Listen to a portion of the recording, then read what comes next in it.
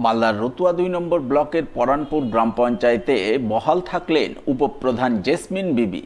জানা গেছে, পরানপুর গ্রাম পঞ্চায়েতে মোট আসন ২১টি। এর মধ্যে সম্প্রতি অনাস্থা এনে প্রধানকে অপসারণ করা হয়। এরপর শুক্রবার ছিল উপপ্রধান অপসারণের জন্য তলবি সভা, কিন্তু তলবি সভায় পাস হলো না উপপ্রধানের বিরুদ্ধে আনা অনাস্থা। তলবি সভায় হাজির ১৫ জন পঞ্চায়েত সদস্যের মধ্যে ১৫ জনই ভোট দিলেন উপপ্রধান বহাল থাকার পক্ষে। ফলে পুনরায় উপপ্রধান রইলেন জেসমিন বিবি। অনাস্থা ডেকেছিলাম এই কারণে যে আমারও ইচ্ছা ছিল উপপ্রধান হওয়ার। তারপরে কি হলো? তারপরে ভোট হলো। ভোট দেখছি যে আমার পক্ষে মানে সেরকম পড়েনি। আচ্ছা, যিনি ছিলেন তারই পক্ষে পড়েছে ভোটটা।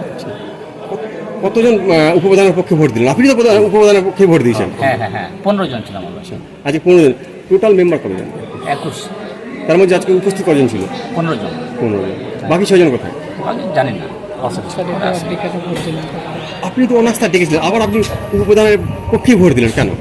দেখছি যে আমার পক্ষে মেম্বার ভোট পড়েনি, আচ্ছা, বাধ্য হয়ে ভোটটা আমি দিয়েছি। আপনি চাইছেন আগামী দিনে এই যে উপপ্রধান যাকে করবেন হ্যাঁ। ভাবছেন কতটা কাজ করতে পারবেন, কাজ করতে সুবিধা পাবেন, কি ভাবনা চিন্তা রয়েছে? আশা করছি ভালো কাজ করবে।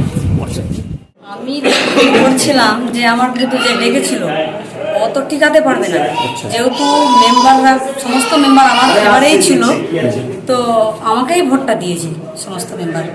এই অনাস্থা যেহেতু পেশ হলো, কতজন ভোট দিয়েছে আপনাকে? আমাকে ১৫ জনই ভোট দিয়েছি। করে আপনাকে উপপ্রধান গঠন করতে সাহায্য করলো, এই সমস্ত লোককে কতটা সাধুবাদ দেবেন বা ধন্যবাদ দেবেন? সমস্ত আমার মেম্বার যে ছিল সমস্ত মেম্বারকে আমি খুব ভালোভাবে নিয়ে চলবো। এর আগেও আমি যেমনি নিয়ে চলছিলাম, আগামী দিনও নিয়ে চলবো।